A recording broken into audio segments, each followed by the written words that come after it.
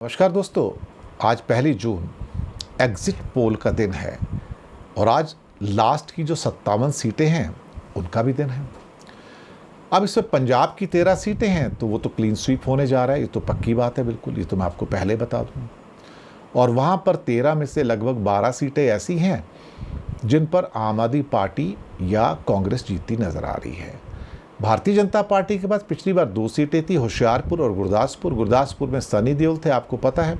इस बार तो लड़ नहीं रहे हैं और वैसे भी लड़ लेते तो भी उनकी जमानत जब्त हो जाती थी। इतनी लोगों की नफरत हो गई है सनी देओल से कि जिस दिन से 2019 से जीते वापस ही नहीं गए।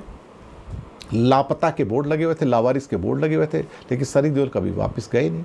बल्कि वो तो पार्लियामेंट में 1-2 बार गए होंगे, मुझे लगता है वो जाते ही नहीं थे, वो संसद में नहीं जाते थे। बाकी क्या करोगे आप। अब रही बात इन 13 सीटों की, तो यहाँ पर एक सीट हो सकता है कि अकाली दल इस पर जीत जाए। वो हरसिमरत कौर की जो सीट है ख़ास तौर से, वो उनके जीत की संभावना मुझे लग रही है कि वो भटिंडा से जीत सकती हैं। इसके अलावा एक अच्छी सीट है जालंधर की, जहाँ पे चरणजीत सिंह चन्नी है जो पूर्व मुख्यमंत्री कांग्रेस की ओर से लड़ रहे हैं, उनके जीत की संभावना है। हालांकि पवन कुमार टीनू जो आम आदमी पार्टी के हैं उनके साथ पूरा मुकाबला है। बड़ा इंटरेस्टिंग ये है कि 13 की 13 सीटों में 4 पार्टियां एक साथ लड़ रही हैं 13 की 13 सीट के ऊपर। इसमें बीजेपी भी है, कांग्रेस भी है, आम आदमी पार्टी भी है, शिरोमणि अकाली दल भी है। ये पहली बार ऐसा हो रहा है कि 4 की 4 पार्टियां अपने दमखम को टेस्ट कर रही हैं कि हम कितने पानी में हैं। लेकिन यहाँ पर लग रहा है कि आम आदमी पार्टी और कांग्रेस के बीच में सीटों का अधिकतर बंटवारा होने जा रहा है और वो इंडिया गठबंधन की सीटें होंगी, जैसे कि एक तरह से कहा जाए केरल में होता है। कोई एक आधी सीट जो है, जो भटिंडा की हरसिमरत कौर की है, वो जीत जाए। लेकिन हरसिमरत कौर के खिलाफ भी काफ़ी गुस्सा है किसानों का, क्योंकि पंजाब के किसानों के ऊपर जो अत्याचार हुए हैं भारतीय जनता पार्टी की सरकार के द्वारा, उसके ऊपर अकाली दल चुप रहा है, तो उसका खामियाजा हरसिमरत कौर को भुगतना पड़ सकता है। और गांव के जो सिख कम्युनिटी है वो तो बिल्कुल भी बीजेपी को वोट देती नहीं है। सिर्फ शहरों के जो हिंदू है, एक पार्ट ऑफ इट है, वो बीजेपी के फेवर में रहते हैं। पिछले साल एक उपचुनाव हुआ था जालंधर लोकसभा सीट के लिए, मुझे याद है, और वहाँ पर चारों सीटों में अलग अलग लोग लड़े थे, कांग्रेस, बीजेपी और साथ में अकाली दल और आप भी। ये वो भी पहली बार हुआ था जब चारों अलग से लड़े थे। और वहाँ पर क्या हुआ था कि चौथे नंबर पे बीजेपी के कैंडिडेट आए थे जालंधर में, जहाँ हिंदू कम्युनिटी काफ़ी है, और वहाँ पर जालंधर के अंदर बीजेपी के कैंडिडेट की जमानत जब्त हो गई थी। मैं आपको बताऊँ, जमानत जब्त हो गई थी। तो पंजाब में इस बार बीजेपी को कुछ मिलने वाला है नहीं, और इस सिख मेजर स्टेट के अंदर बीजेपी का कोई बहुत बड़ा प्रभुत्व आपको देखने को नहीं मिलेगा। और इसके अलावा जो बाकी सीटें हैं वहाँ भी 13 में से करीब 11 से 12 सीटें जो हैं वो मुझे लगता है कि वो मिलती नज़र आएंगी आपको, ख़ास तौर से कांग्रेस और आम आदमी पार्टी को।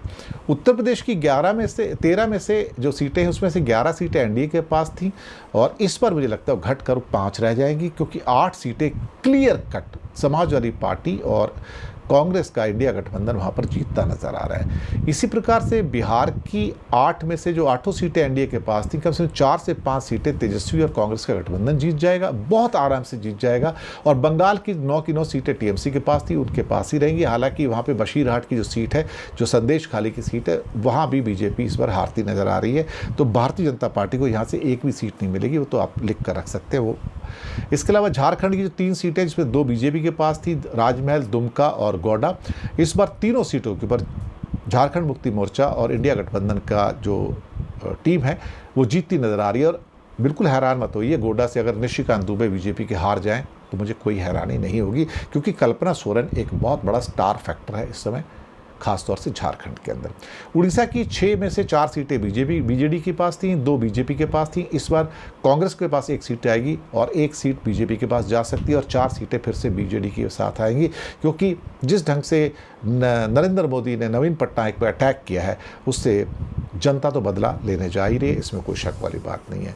ये मुख्य प्रदेश हैं जहाँ पर मैंने बात की, बंगाल है, बिहार है, यूपी है, पंजाब है, और एक हिमाचल की जो 4 सीटें, उसमें से पिछली बार 4 सीटें बीजेपी के पास थी। इस बार उम्मीद है कि 4 में से 2 सीटें कम से कम आनंद शर्मा की और विक्रमादित्य मंडी में, जहां पे वो कंगना रनौत को हराने जा रहे हैं, ये 2 सीटें कम से कम आ रही हैं। हमीरपुर से अनुराग ठाकुर जीत जाएंगे। शिमला की सीट से विनोद सुल्तानपुरी भी आगे बढ़ते नजर आ रहे हैं, जो कि कांग्रेस के हैं। चंडीगढ़ की एकमात्र सीट यूनियन टेरिटरी की, वो भी कांग्रेस के खाते में मनीष तिवारी को जाती नज़र आ रही है, जहाँ पे वो संजय टंडन को हराते नज़र आ रहे हैं। तो 57 में से समझो ये 14 सीटें मैक्सिमम या 15 सीटें एक दो आगे पीछे करके ये बीजेपी को इसमें मिलेंगी, सुपर मिल नहीं सकती। पिछली बार इनके गठबंधन को 26 सीटें थी, तो नेट लॉस उनको करीब करीब 12 सीटों का होता हुआ नज़र आ रहा है। टोटल देखा जाए तो बीजेपी करीब करीब 150 से 160 सीटों के बीच में लुढ़कती नज़र आ रही है, और एनडीए गठबंधन जो है करीब करीब 200 से नीचे यहाँ पर लुढ़कता नज़र आ रहा है। रही बात अब आज के सो कॉल्ड शाम को एग्जिट पोल की, तो मैं आपको यकीन से कह सकता हूँ ये 2 दिन का चाट मसाला है, इसका मौज लीजिएगा, इसका कोई औचित्य नहीं। कांग्रेस ने वैसे भी इसका बायकॉट कर दिया है कि हम टीवी चैनल के ऊपर अपने रिप्रेजेंटेटिव को नहीं भेजेंगे।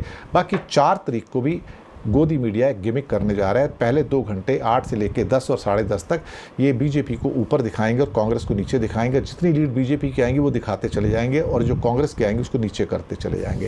लेकिन 10:30 के बाद आप देखिएगा परिदृश्य बदलेगा कि बीजेपी सिंक होनी शुरू होगी और साथ में कांग्रेस गठबंधन ऊपर जाना शुरू होगा। ये होने जा रहा है। तो मुझे लगता है कि बहुत कुछ ऐसा घट रहा है, बस तैयार रहिएगा, बहुत कुछ होने जा रहा है। शुक्रिया आपका बहुत बहुत।